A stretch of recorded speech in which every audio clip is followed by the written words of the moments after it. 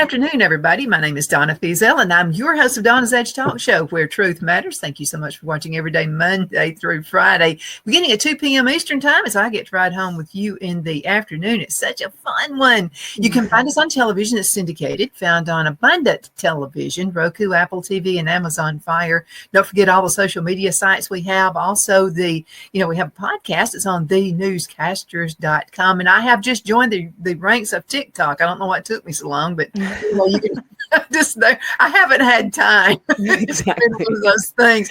And we are celebrating 20 years. It was 20 years this month when the first show started. And a friend of mine, Tom, he owned a television station. And so Tom said, I'm going to start a noontime show. And I said, awesome. So I was thinking about one of my friends. And I said, you need to let her do that because she's so awesome. And she had been in television for years, been a newscaster, talk show host, the whole works. He said, no, actually, you're going to do it. And I started laughing. And I was like, yeah, right. I'll not remember my name. I'll get up there and I'll do a freeze. It'll be all in. He said, we're going to record first. It's going to be a live show, but let's just do a recording and just see what happens. Yeah. And so really, I'm the type of person, Julia, that I forget what I've had for breakfast this morning. The camera, you get in front of the camera, it changes. I mean, it just really is. I can remember everything in the world. But now, as soon as recordings are done, I'm like, what the hell for lunch? So it's just one of those things.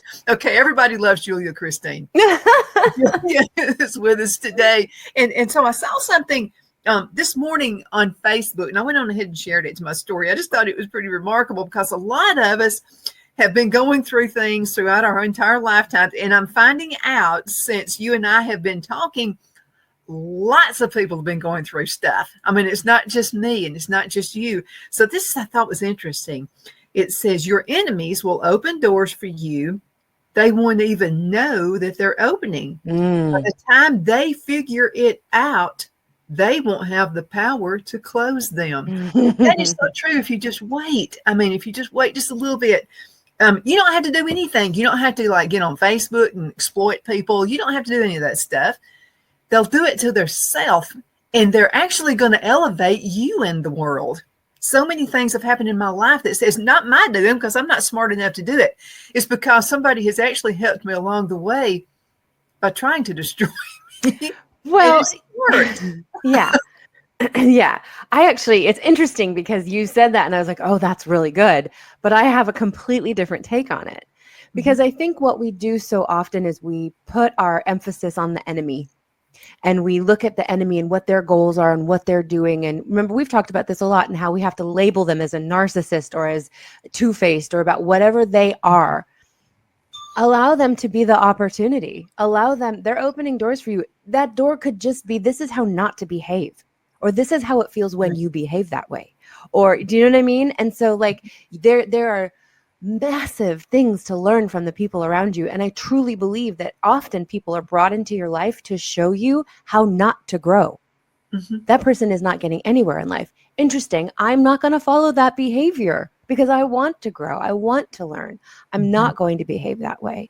Wow. Interesting. But because it's my journey and this is my life, I don't need to worry about whether or not they're a narcissist or why they behave a certain way. I don't need to label them or worry about them. I just need to know that's not behavior that I'm willing to accept in my life. So I'm going to move on. Absolutely. Do you know what I mean? And they've opened that door, an opportunity for me to realize those things. And sometimes they literally give you an amazing opportunity without even realizing it, like you say. I don't believe people intentionally are out to get you. People are intentionally trying to get everything that they can for themselves, and that affects other people, and they don't know how to do it. And that, I mean, literally, when you are so worried about what somebody's thinking about you, they are worried about the exact same thing. Think about how often you think about yourself compared to how often you think about what other people are thinking. Mhm. You're not alone in that. We all do that, which means that nobody's thinking about you near as much as you think they are. Yeah, I'm not that important. I mean, I don't think I am. Love you, mean it, but you're right. Not to somebody else's life. You are Well, absolutely important in your life and in the people's lives who love you. But Mhm. outside of that, and also then it's like, well, who cares what they think? Because not my problem. So and so is mad at me. Who's the subject of that sentence? Mhm. Not your problem. Mhm. It's So, because everybody has a perception absolutely. about everything. Some people love trees. They're a tree hugger. I'm kind of one of them. That's I me. want our planted more fruit trees. Like we need more trees on this land. But anyway, we just did that past couple of weeks, and here That's I awesome. am planting more trees. Well, some people would say, "Don't you have enough trees?" No, because I want to feed people. Like what if we go into a recession or something? You know what I mean? Or But even depression. we don't have to doomsday it. We can say, you know what? Planting trees is good for the earth. The earth needs more trees. We need more trees. Or trees provide oxygen. We need more trees because I'm going to keep breathing. Ta-da.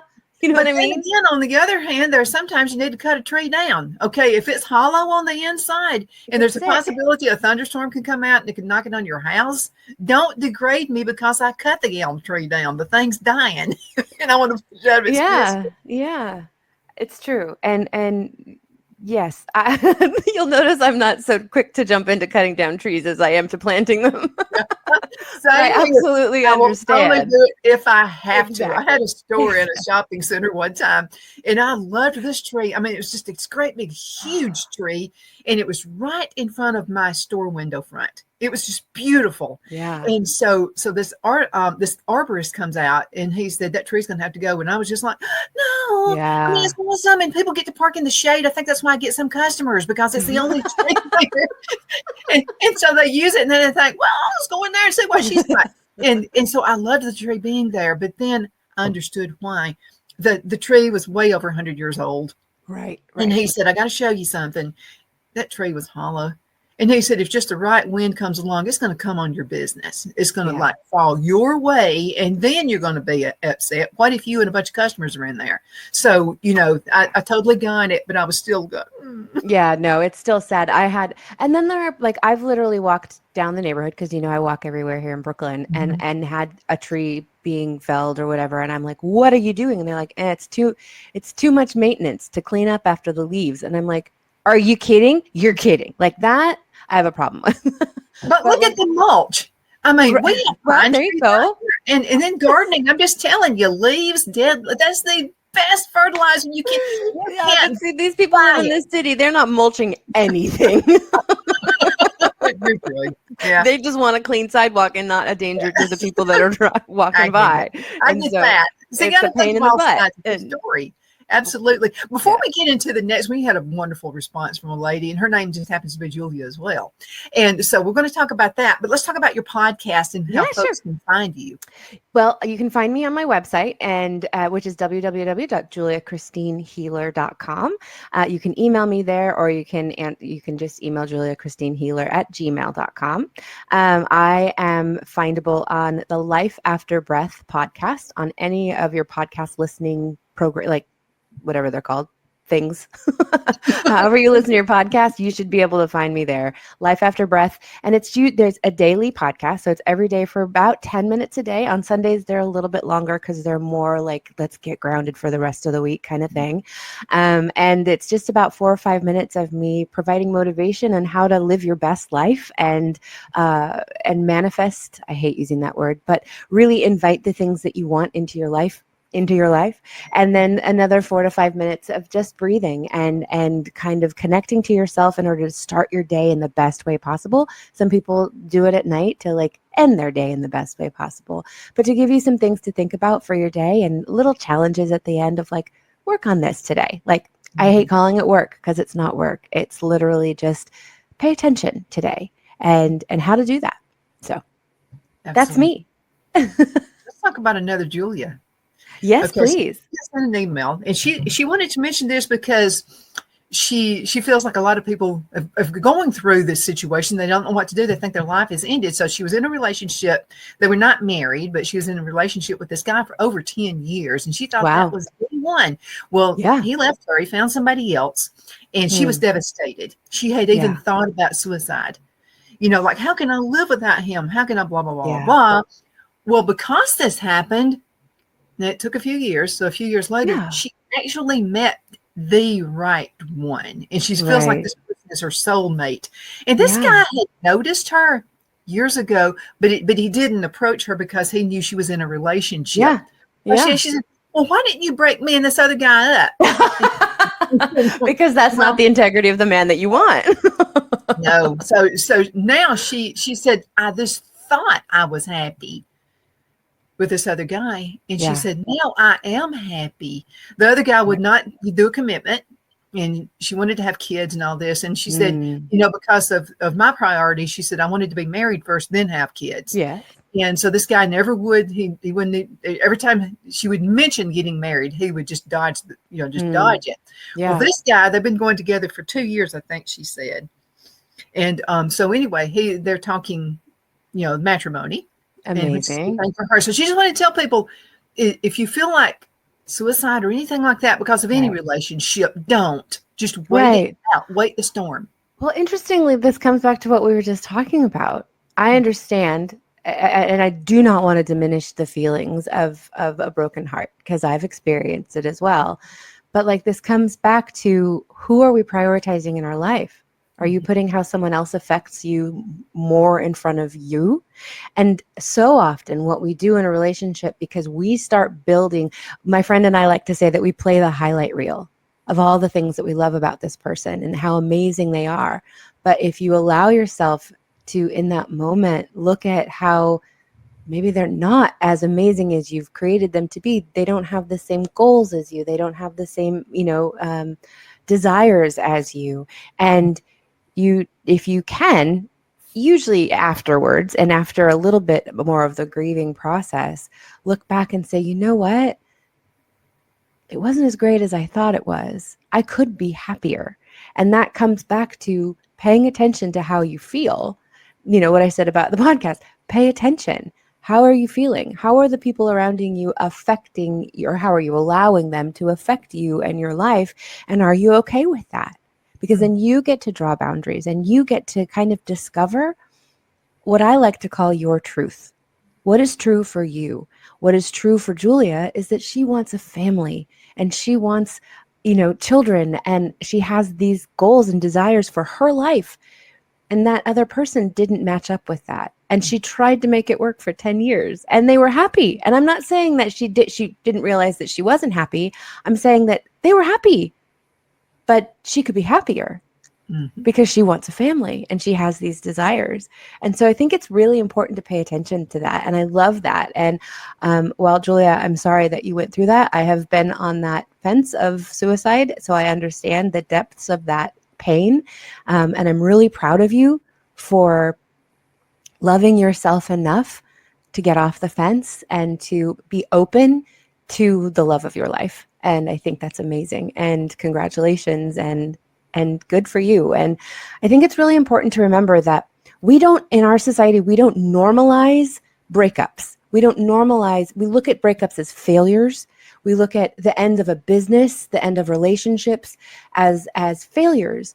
But that relationship lasted 10 years. That is not a failed relationship. They learned a lot about themselves and about each other during that relationship.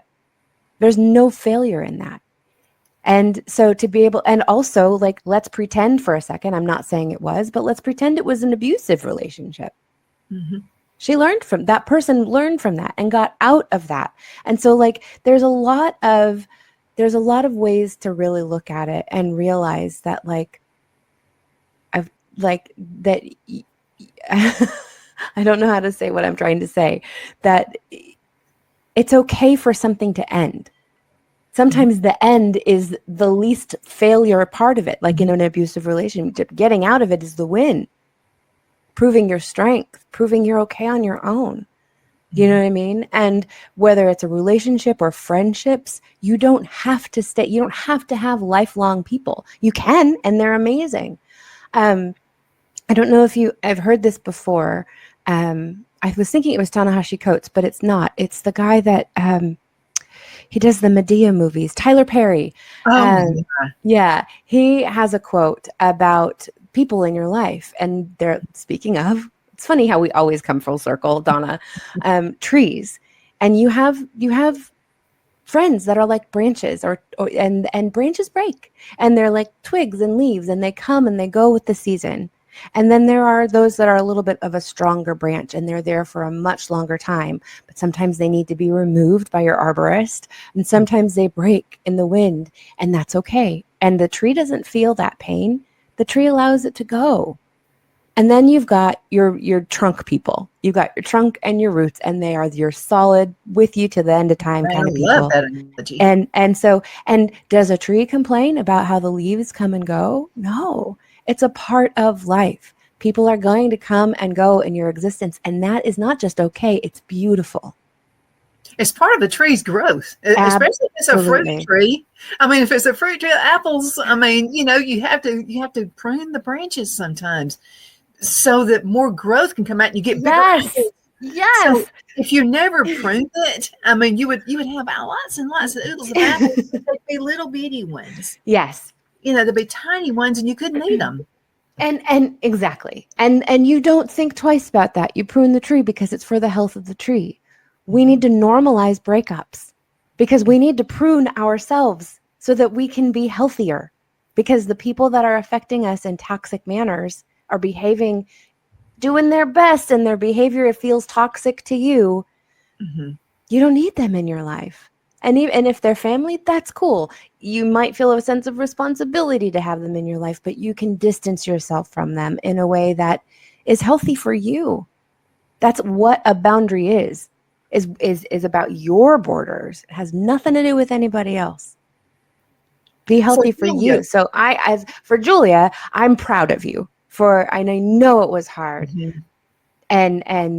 and good for you, and allow yourself to still be open to the many things that you learned from that relationship, and enjoy the heck out of the fact that you had, I mean, I've never had a 10-year relationship, and that's phenomenal. Like that's a big deal. I love that for you. And I love that you've found someone else to have the rest of the desires of your heart fulfilled. Well, let me ask you a question. See, and let's see how you correlate this. Okay, so let's just say, like in Julia's instance here. Okay, so someone wanted to break away and be free. Now, when that person breaks away and they're free, does it give you freedom as well? When you can sit back and see the relationship, because sometimes we can't see the forest for the trees. Right, absolutely. And then sometimes, because I've had a relationship like that too, mm-hmm. and tried to make it work. I mean, I tried it within Donna's power. Right. I tried to make it work, and it just didn't work. Well, just how you said before, everyone has a different perspective. And you've heard me say this before. That's why I like to say there's no such thing as reality. Because your reality, even of this conversation, is different than my reality of this mm-hmm. conversation. Because while we're both talking, our thoughts are going, our minds are going. That is affected by our culture, by how we were raised, by our society, by all of the things. And so it's challenging when you love someone and feel like you know them inside and out to remember that they have their own perspective, even still. Mm-hmm. And that's what makes us unique and special. And it expands the universe in ways that we can't even fathom, because we have our own perceptions and our own perspectives and our own unique ways of looking at things. So that means when a person, let's just to scenario it out a little bit. Let's pretend that there's a man who seems like a workaholic because he's at work all of the time. And in his mind, he is providing for his family, and he has to keep working because he has a number in mind that they decided on 20 years ago. And the kids they're going to have to go to college, and I got to pay for this, and I got to keep working and working and working. Meanwhile, she's at home taking care of the kids, feeling like I always wanted to go to work and I can't because I'm stuck in this house and he's never here. I don't have any of his support. He doesn't support me at all. All I'm doing is taking care of these kids by myself. They both have two very different perspectives of the same situation. And when they get together, because he's upset with her because she gets to stay home with the kids all day, he doesn't get to have that relationship with the kids. But she's upset with him because she's got no support from him. She's the only one taking care of the kids. Where is the partnership in this? They both are doing their best for their families, and they have no idea of the other person's. And so when we're talking about relationships and considering the perspectives of others, it's so important to communicate and to say to your partner, I'm really feeling unsupported, and I'm not attacking you, but these are my feelings. This is how our life is making me feel. And then hopefully we can have this conversation before it gets to that heightened sense of like anger between, but even still, this is how our situation is making me feel every day. And I know you love me and that's not your intention. And then his point of view, I am doing everything I can to provide for this family. And for you to not see that as support is triggering for me. And also like, I wish I could be here, but this is why I'm out there. And then she might say, we don't need all that. We need you.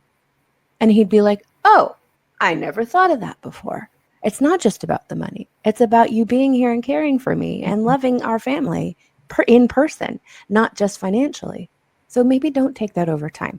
It's okay. We can build our savings a little slower or whatever that is.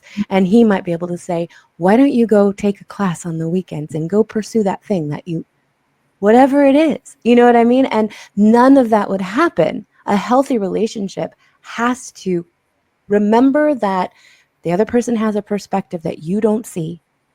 And the only way to see that is to talk about it, is to communicate. And remember that no one can make you anything. No one can make you feel something. You react to someone's behavior. And so her reacting to him working all the time, he didn't make her mad. He didn't make her feel that way. His behavior, she allowed that behavior to be interpreted into abandoning the family and not supporting, where in reality, it was done with all the love and support that he thought was the right way to please her, let's say. I mean, this is all hypothetical, but like, do you see what I mean? So perspective. I see exactly what you mean. And I'm a huge I Love Lucy fan. I love the old 1950s I Love Lucy's. And some of it, I mean, sometimes Ricky just would not let her, she wanted to be a movie star. She wanted to act. So I didn't agree with that part of it. It was like, why is he holding her down like that? Blah, blah, blah. Different era too. So one day, almost the same scenario happened. So on one of the shows, so she didn't understand what he did. He didn't understand what she did. They decided to swap roles. So what happened is he was doing the house cleaning, keeping up with the baby, doing all this kind of stuff. And she goes to work with Ethel at a candy factory. Oh, yes. An episode. She finds out. Who doesn't know that episode? so anyway, they find out what it's like from each other's perspective. Right. Now, I understand if you have a career, you can't do that. Okay. I wouldn't be able to do what Phil does on the computer. And believe me, I'd have everything messed up. And he doesn't want to do what I do. Right. So this works out for us, and we still get to be together and all that stuff. But sometimes we just have to sit. And what you said about communication is key, because sometimes us women, we feel like we're a nagging woman if we just mention anything. I mean, I don't know if it's just the Southern thing or what, but anyway, no. But Phil and I don't look at it that way at all. Right. So if there's something and he's not even aware he's doing it, and I'm not even aware I'm doing something, right, before we just like to nip it in the bud. I mean, we just want to let's just go ahead and handle it now. This isn't. I'm having a feeling. Can we talk about that real quick? It doesn't have to be like you're doing this. It doesn't have to be like that. It could be like, okay, things are feeling a little off for me, and here's my perspective of this thing, and I'd like yours. Was there was that your intention behind that statement or behind that, whatever? Because that's the way I took it. And then they get to explain and be like, oh, no, that's not what I meant at all. And it's important to not just laugh it off like, oh, I was just joking. Okay. Oh, I take responsibility. If you've hurt someone, even if it was unintentional, if they took your words and like allowed that to hurt them, then you can say, that was not my intention at all. Like, I literally thought that we were joking about this. Please, like, forgive me, or like that. No, that I would never mean that or whatever. I don't know, whatever the situation is. I think it's interesting too that sometimes communication isn't enough because sometimes people are in your life for a season, just like the leaves on the tree. I know that I dated a man for 4 years, and in that 4 years, he lost his job and I supported us. I lost my job and he supported us. He lost his mother and I supported him through that. I injured myself and had to stop what I thought was the career of my life. And you know what I mean? And so we supported each other through all of this stuff. And then in our 4th year together, we both got on our feet. He got an amazing job that he was thrilled to be with. I started back into the theater and like was really, really moving towards that. And we literally went our separate ways, even though we were still together. And we just kind of both realized, he realized it first and brought it to my attention. He's like, we are not where we were and who we were. And I was devastated because similar to Julia, I was like, no. We're getting married. We've talked about our marriage. We've talked about this. We've talked about all this stuff. And like literally he tried to break up with me. And I said, no, we're going to talk more about this when I get back. I was going on a weekend trip and I was furious. And I was like, how could he do this? And I thought we were this and I thought we were that. And then I realized it was like, no, he's absolutely right. And so then because I like told him I didn't want to break up, I got back from my business trip and had to re-break up with him. And it was like, no, you were right. And so it was so interesting because like, he was like, I know, but you want to give it another shot. So I'm willing. And it was like, but we don't need to. We were what we needed to be for each other for the 4 years that we needed each other. And it was literally time. We were both solid. And it was time for us to move on. And and then I moved to New York and he got married and has 2 beautiful children. And it's like that, there's nothing wrong with that. It was exactly what I needed and what he needed. And neither of us knew it in the moment. It's okay for people to come and go. We have to normalize that people are in our lives for a reason. And like I said, sometimes that's so that we can look at them and be like, that is not who I want to be. That is not behavior I want to emulate. And sometimes it's so that we can support each other and learn from each other. And we've talked about this. I have a friend who I have known for over 25 years. We were best friends. We got through a lot of crap together, highs and lows, the whole thing. I mean, her children call me aunt. You know what I mean? Like, and there came a time where it was like, oh, we got to stop. And it was just like that outfit. That warm, cozy sweater that was my relationship with this beautiful woman didn't fit anymore. It got itchy. It didn't feel good anymore. And it felt better when I took it off. And that was hard. 25 years. And again, because we don't normalize friendships moving on, it was really hard to take off. I think about her almost every day. I love her so much. But we don't need to be in each other's lives anymore. And that's okay. Well, sometimes it's quite beautiful. How many friends do you have that, okay, you haven't seen each other for 10 years, and then you see each other again. It's almost like you've not had that 10-year separation. 100%. And that's a completely different kind of relationship. I have a beautiful friend in California. I have several beautiful friends in California who I never talk to. I'm not a big social media person anymore. And so I don't really check in with them. But if I go to California and I say, hey ladies, I'm in town, we get together and it's like, it was like we saw each other yesterday, except that we talk about catching up stuff and how things are going. And then after that, it's like nothing changed. We are who we are and we love each other. And then we go and it's years again before we talk. And it's a beautiful thing. It doesn't, just like relationships with a partner, it doesn't have to be the Disney version. It doesn't have to be all sunshine and roses and clouds and unicorns. You know what I mean? Like it's not, it doesn't have to be by the book. Allow things to be what they are and decide how you want to behave in a relationship. I know that they would respond if I reached out. They do respond when I reach out. But we don't need to contact each other on a daily basis. And then there's one in particular who I talk to just about every single day. And 5 minutes, 10 minutes, but we check in and it's what we do. And it's our relationship. They're not all going to be the same. They're not going to look the same. They're not going to feel the same. And that is beautiful too. We're all different. I'm going back to trees again. So let's because this all fits. 100%. What you just said fits. Okay, so you talked about not necessarily going by the book. Okay, so Phil and I, we have like 8 acres of land here. And so the lady who was here previously, she was a gardener. I mean, I don't know if she was a horticulturist. I don't know what she was. Anyway, she knew what she was doing. So husband was sick for several years, so she didn't get to tend to all these plants and what have you. So she has muscadine grapes. This thing. And they are like actually I found 3 through this land that she had taken care of. Well, she didn't get to do that for several years. So they got overgrown. So luckily I took a master gardener's class through Auburn University. And what I learned from that is I'll never know it all about gardening.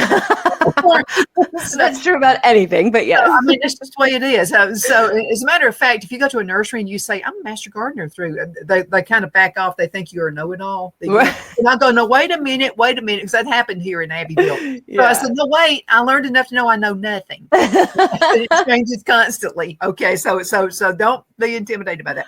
So anyway, so Phil said, well, what are we going to do with this? And I said, oh, it's beautiful. Look at the because with grapes, with muscadines, grapes, you have a trunk. Okay. So what you want to do is you want to train it to go out on the top. So it does this. You have beautiful grapes. It will just, but you've got to trim off the bad stuff. Yeah. You got to get rid of it. But I didn't necessarily go by the rules on this particular couple of them. And I'm glad I didn't, because it didn't feel right. It was almost like I'm in communication with this muscadine grape. I'm in communication with it. You absolutely are. I told Phil said, now remember what you learned in class is, it needs to be like this. I said, but I'm not feeling it. I feel like I need to leave some of this because it had been it's been years since these things have been taken care of. And it's just the overgrowth. So I trimmed off some parts and I left other parts that typically you would trim off. I didn't trim them off, and we're already seeing the growth out of it. And it's only been 3 weeks. Yeah. And I'm glad I didn't go necessarily the way it's supposed to be. I'm glad I didn't necessarily go by the rules on that. Yeah, absolutely. Next year I will. But I just felt like it needed some of that. It needed more. Some of those parts of the branches that you didn't feel like you should cut off needed more nurturing. And you were willing to do that. And that's the thing. It's not that those parts were bad. It's that those parts were like, for lack of a better word, like dead weight. And it was weighing the plant down, the vines down. And so you have to get rid of that. It's not because it's bad. That's why people talk about like people being negative or negative energy. And it's like, no, there's no such thing. Let's get that out of our head. There's no such thing as negative energy. There's just energy that doesn't work for me. There's just energy that if I take on is dead weight, like those extra bits of the plant. And so you take them off and you take them off. And some of those relationships that feel like dead weight, but you just can't let go of them, nurture them a little bit more. They might grow for a little bit longer. They also might not, because some of those things that you didn't cut off might not grow, but some of them will. And so then okay, I've put extra effort into this. I'm going to go ahead and trim this now because it's not going to be fruitful for me. But these have reblossomed and I love this. Do you know what I mean? Like I do, but see, I've got a whole new idea about this. So the original trunk is there. It is kind of dying because you're seeing cracks and stuff within that. However, I feel like some of the growth that we left is going to turn into the original trunk. I just feel like that's going to happen. That's amazing. That's awesome. I don't know how that works because I'm not You've met me in person. I don't know anything about gardening. I can barely keep my air plants alive. I just go by what feels good, and it just feels. Yeah, and I think you have to communicate. Some people think you're some kind of a freaking weirdo because you communicate with animals and plants and stuff like that. But I don't. Everything is energy. I feel that way, and I just feel like no, I gotta listen to that plant. Yeah. And I talk to them. You watch the bake shows; they listen to their bread. So like. It's talking to me. Is it? No, you're hearing the air move through the thing. But a tree or a plant, absolutely, it's speaking to you. And there's more and more scientific evidence backing that. So you are absolutely communicating and communing with your garden. Let's go into a commercial break. When we come back, When we come back, you and I are going to get stoned. I'm in. I'm just kidding. We'll be back in just a minute. Everybody hang in there.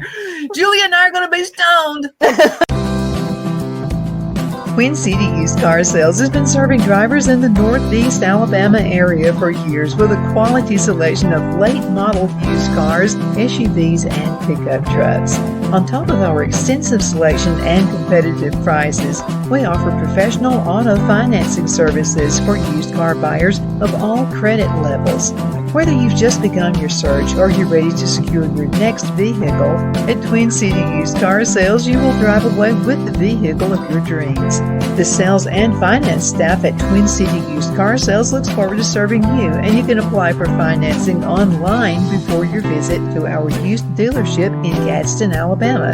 Check us out on the web at twincityusedcars.com or go by our location at 901 First Avenue, Gadsden, Alabama. We sincerely look forward to serving you.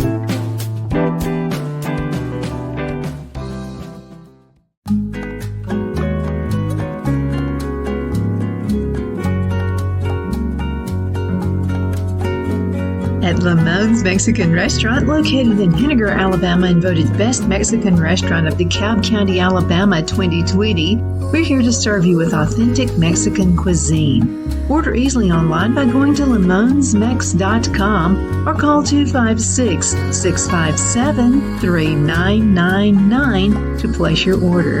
We're open Sunday through Thursday, 11 a.m. to 9 p.m. and Friday and Saturday, 11 a.m. to 10 p.m. Whether you're celebrating a cozy date night for two or a celebration for a crowd, at Lamone's you'll love our atmosphere and friendly servers. Thank you for dining with Lamone's Mexican Restaurant.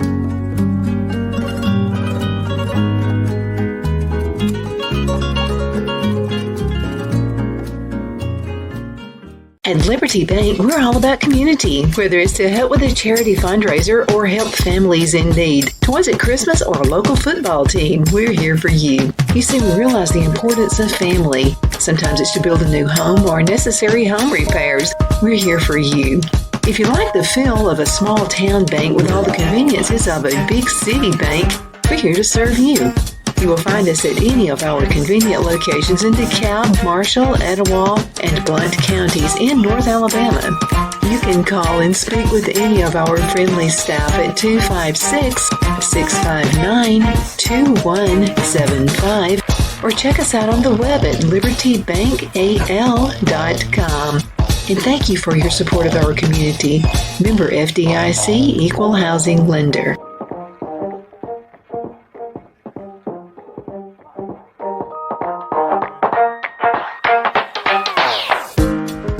I'm excited to announce our Christmas extravaganza is finally here.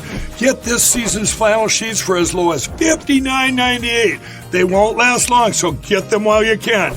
Our famous My Slippers, they haven't been on sale for over a year. Regularly $119.98, now only $59.98. Our 6-piece towel sets are back in stock with extremely limited quantities, only $29.98. With hundreds of MyPillow products, there's something for everyone on your Christmas list. Bathrobes, duvets, quilts, down comforters, and so much more. So go to MyPillow.com or call the number on your screen. Use your promo code to save on all MyPillow products. For example, flannel sheets for as low as $59.98. Or our 6-piece towel sets, just $29.98. But that's not all. I'm extending our 60-day money-back guarantee until March 1st of 2025. Plus, all orders over $75 or more ship absolutely free. The only place I buy my beef is Lone Tree Ranch in Collinsville, Alabama. Their cattle is born and raised on their ranch, grass and grain fed, and you can feel confident when you serve your family and friends because their beef is all natural and no antibiotics or hormones are added. You can buy whole beef or perhaps go in with family or friends and buy half. Their customer service is number one as they take care of the delivery to their local processor and can deliver to your home for a small added fee. They also offer herd replacement heifers. I always call Lone Tree Ranch in Collinsville, Alabama for my beef specialty recipes and cookouts, and you can too. Food shortages are increasing, so buy local by calling 256-523-6462. That's 256-523-6462.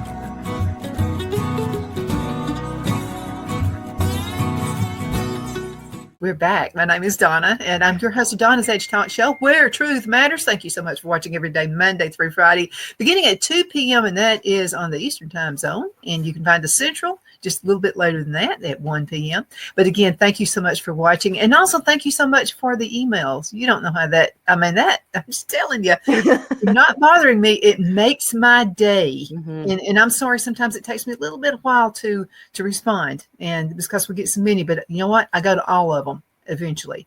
And it just makes it, because sometimes you think, am I doing anything that's making a difference in anybody's life? Because that's what I want my life to be. Mm-hmm. And so am I actually helping anybody at all? I say, yeah, because we have fabulous guests. And Julia Christine is one of them. And thank you. Guys, several of you over the past few weeks have sent emails and text about stones. And are there healing stones? Are there, and sometimes if you're a Christian and you say they're healing stones, people think you're wacky. And they say that it's not Christian-like. So, well, I gotta tell you, I'm a Christian, and I'm just telling you, I love my moonstone. I really do. My idea about this, Julia, is I think God gives us these tools to use to 100%. 100%. Absolutely. I think that it's kind of like that. This is an analogy that I've heard so many different ways in so many different times, but there was a big flood and this man was on the top of his roof and a rowboat came by and he kept praying, God, please save me, please save me. And a rowboat came by and he was like, thanks so much, but no, God's going to save me. And that person left and then a helicopter came and they were like, we're here to save you. And he was like, no, thanks, God's going to save me. And then the man died and then he gets to heaven and he's like, God, why didn't you save me? And he's like, I sent you this, and this. There's only so much I can do. And I think that's really important for us to remember that, like, not only does God provide all of these different things, but also, like, we got to do it. I had a friend who asked me for some guidance, some spiritual guidance, and I was literally given exactly what she needed to do. And it was like, this is what you need to do. And she wouldn't do it. And that's cool. And that's okay. And God and the universe, source, whatever terminology you use, was okay with that because we do have freedom of choice. We have that. It's our lives to live. And that's what they want from us. That's what God wants for us, is to live our lives. And if you want guidance, here it is. And then she came back to me a couple of weeks later. She's like, can I get some more advice? And I was like, sure. What do I do about this? I was like, we've already told you what to do about this. You know what I mean? Like, you haven't done it yet. So do that. And then we'll see what happens next. You know what I mean? And it's like, there's only so much that God can give you. You got to live.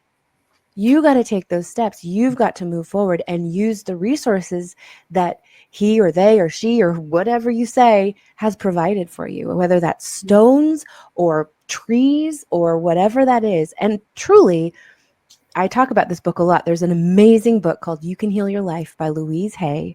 And I believe what she lays everything out for you.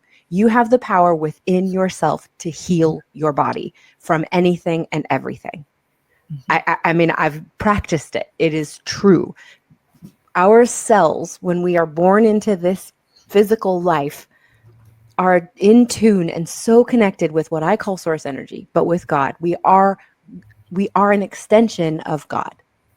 And all of our cells are in tune with that. And then we are influenced and affected, not infected, by the world around us, whether that's how we eat, whether it's the toxicity of other people's behavior, whatever that is. And so our cells conform to those things. But our cells want to be back to that space that they initially came into this existence, like being and doing. And that is to be completely connected to that source, to God, to the universe. And because of that, it is absolutely within you to get back and to 100% and to heal your own body and to heal your own mind. And you can use other things to help you get there. I like to look at medication as something to give you a baseline so that then you can, I hate using this terminology, but do the work of coming back to health, whether that's releasing past trauma, whether that is clipping off those dead ends, the things that no longer serve you. You can heal your life. And sometimes it is really helpful to have a stone to put against your chest, to rub against your forehead, to sleep with at night. I know people believe like turquoise. I wear a turquoise ring. And I think it was even Tony Robbins. It was some like big person who goes on the circuit and talks to people. And he was talking about his turquoise ring and how turquoise absorbs negative energy. And that's why it has those cracks in it. And when a turquoise cracks, it's because it's absorbed all the negative energy it can and has protected you from that. And he believes that to his core and has gone through 2 or 3 rings. Personally, I don't believe in negative energy. So I'm not sure that that's what turquoise is doing for you. But at the same time, he believes it and it protects him and he feels protected. And so he is, because he is anyway. But now he believes something that is helping him have that protection. And that's okay, because he's going to move in his best way forward and helping the people that he's talking to through that belief. And so when you talk about something, people believing that that's wonky or that that's evil, it's just a belief, and it's someone else's belief. I don't believe that at all, because if you believe the Bible, and I had this discussion with someone, and by the way, I don't argue with people. I mean, they have their beliefs, and I have my beliefs. 100% perspective. I will say. Yeah. So this person's like, I'm really weird because I love moonstone. There's something about that smooth stone that just relaxes me. It's beautiful. I can just do this, and I created this, by the way. It's gorgeous. So, and you just touch it. That's all you have to do. Animals. I mean, animals, you just rub their fur, and there's something soothing about that. So, pruning a tree, and you see the fruit that comes off of that tree, there's something healing about that. But this is what I said to her. I said, you believe in the Bible, right? You believe in Jesus and everything the Bible says. She said, oh, yeah, I do. And I said, well, what are your thoughts about when you go to heaven, the streets of gold, the walls made of jasper? What are your thoughts about that? Is that an evil thing? And she goes, oh, no, I guess. And I said, well, we just got a little bit of that here on earth that we can touch. I mean, she had a diamond ring. So see, that's the thing, is because we've monetized all that stuff. And then we think about money being evil and possessions being evil and all of those things. And it's like, no, let's pretend that there is no evil.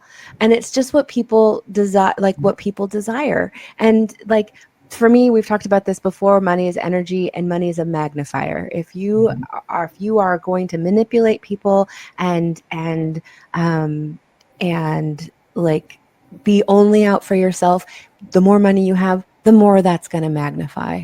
And if you are generous and kind and want to help everybody, the more money you have, the more of that you're going to do. Money is a magnifier. And when we can stop attaching judgment literally to these things, that's it. Then we're gonna honestly, you're gonna be able to be free of that and of those ideas, and you're gonna be able to enjoy the things that God has provided us in this earth. I was telling you before that as far when it comes to the stones, there's so many. Natural history museums have like rooms full of these gemstones that you've never even heard of before. And like, we have our rubies and our emeralds and our diamonds and the sapphires and all of those things, and they're freaking gorgeous, but there's so much more. And the earth is insane. It's incredible. You said that this is just a little bit of what is promised for heaven. There is so much here. Like, let's enjoy it here. You know what I mean? Well, and that's like, another thing. Don't just wait. I mean, enjoy it now. Enjoy the beauty of God's creation, right? I mean, like, if that's your belief system, then like get in on that and enjoy that. There are so many different things, and if you're interested in like what the different healing stones are and which stones heal what and do things like that, you can Google it. And I know that sounds so ridiculous, but I am not a stone practitioner. I don't use healing stones in my practice. And so as a result, I don't have all that information in my brain or at my fingertips. I do wear a clear crystal. It's called a crystal quartz, actually. And it's just little, and it sits against my chest every day. I also have another clear crystal or clear quartz against my skin at all times, because clear quartz is a balancer. It's like one of those things that it helps you physically, mentally, and spiritually, and it like cleanses, and it amplifies energy. So because I do a lot of I use energy in my healings, and so I want to amplify my energy and the energy of the universe to be able to help people. And so that's why the clear quartz, the crystal quartz, has become so important to me in my life. It's something that I encourage people to use to help balance out those ebbs and flows. I have some stones and I have some things around, largely because I like them. And I know they represent different things, but I don't know. I have some onyx that is supposed to be really powerful. And like people tell me, oh my gosh, this is obsidian, and obsidian does da da da da da da da. And I'm like, that's so cool. I bought it because it's pretty. That's it. But sometimes it's just color. I mean, think about this. Okay, so I love yellow because yellow is hope. Sunflower. It's so happy. I mean, it's always. But now sometimes I want to wear black onyx. Yeah, it just really so colors kind of give you a mood. Like, and I love blue because blue makes me think of the beach. And it's calming. So when I feel like I need to be calmed down just a little bit, I go into the blue room and I hang out. Yeah. So I have different color rooms. So now here's the thing about colors. I'm sorry, I totally interrupted you. I just am really excited. Go. So as I mentioned, I use energy in my healings. And so when I do like a healing session, we should do a healing session so that you have experience. I'd love it. I talk the whole time and allow, and so it's very visual and imaginative. And so colors are really important so that you can see what's happening. And so like a pale blue, I call it like a Cinderella dress blue, is actually peace and calm. And so a lot of times, like if somebody's in a stress situation, I'll just lay a blanket of like light blue over their heads or whatever that is. Yellow is hope, which is amazing and totally makes sense that you love yellow. And and there's like turquoise is joy, and you know what I mean? And so there's different shades of green that mean different things. There's different shades of these colors. And again, you can look all of this up, but usually I'll see a color and I'll be like, oh, and then I'll feel it. And that's how I come into understanding. And I just want to say one thing, because you talked about black onyx, and we have a tendency based on generations of information that black equals darkness equals negative equals evil. I want you to remember that darkness is not evil and black does not mean negative. Black is actually a very powerful color and represents strength. And so when you want some extra strength, imagine yourself with a black cape on or something like that, or put your black onyx on, and because black is power. And the thing is that is strength. And I had a friend say to me once, because I hadn't come into everything that I do now, and I was really struggling because I was visualizing some stuff and I just kept seeing darkness, and I equated darkness with evil. And so I was talking to a friend and he said, Julia, a new day. When you think of a new day, you think of a new start, you think of all of this positive stuff. What does a new day mean to you? And I started listing like the sun rising and like all of these amazing things and a fresh start and feeling good about what's to come. And he goes, cool. What time is it when a new day begins? It's midnight. And what is it? Is it light or is it dark outside? And it was like, oh my gosh, the light literally comes from the dark. And so and so when you remember that all these amazing things start in darkness, that's everything. And so we can the same thing works for a associate. Yes. Say that again. Think about a seed. Okay, when you plant I was thinking that seed, then you finish it because I do this all the time. I do not put a seed in the sunlight. No. You got to put water in there. And you got to Exactly. put water, and you've got to put a cover over it because it'll Well, kill that poison seed. And the thing is that we can talk about this and here we are. Like I said, we like to come full circle, and boy, are we in this episode, because I'm telling you, between the seed and the seasons and everything, there is a darkness and there is a lightness, and we have to have both. We have to, and we have to winter. We have to rest. We have to. And then, as much as I like wintertime, we have to. And also, let's figure out how to like wintertime, because it is amazing and it is healing. It is nurturing. It is very feminine energy, because it is that care. It is coming inside and feeding yourself and having that soup and hibernating. And then the sun comes out. I mean, it's what the trees do. It's what the animals do.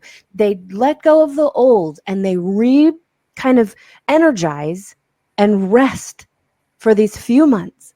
And then, like, literally our new year should not be in January, because you're in the middle of winter in January. You're in the middle of the dark. And so spring, when things start to blossom and bloom, that's when our new year is. That's when things start to grow, and there's so much possibility, and we clean out the house and we clean out our systems, and then we're ready for summer. And summer is bright and beautiful and active, and we don't eat as much, and we're out and we're up longer and all of this stuff. And then it's winter again, because now it's time to rest, because we were so active in the summer. And so, like, when you think about it, there is an ebb and flow. There is a cycle, or what, like, the ancient Chinese wisdoms talk about, there is a yin and a yang. And that is so important. Don't discount darkness because it's evil. It is not. It is where the light actually comes from. And like you said, from a seed, I actually was thinking, first I thought seed, but like I said, I do not have green thumbs. I thought about birth. In the womb, it is dark in there. And that is where all of the growth in order to sustain a life comes from. Mm-hmm. And when it's time, you come into the light. It's amazing how all that works. It all is. And we try so hard to deny it. And that's why we struggle. Mm-hmm. When we can just allow what is natural for us, for the earth, like, literally, we can take all the guidance we need from what happens on the planet. Mm-hmm. And we have that guidance system within us. How do you feel? Are you struggling to get through the day? Pay attention to that. What's going on? Where are your thoughts? To go back to Julia, where was her depression coming from? Mm-hmm. It was coming from looking at another person's opinion and behavior. It wasn't coming from what was best for her and what she thought someone else felt about her, instead of what was going on and what she really wanted. You know, there was something else she said, and it was about expectations, because she loved her dad, and her dad was like her soul. Mm-hmm. I mean, that's amazing. So she wanted this guy to be like her dad, and he was absolutely nothing like. So she was trying to mold him all these years, being her dad, and he wasn't. That's the thing about.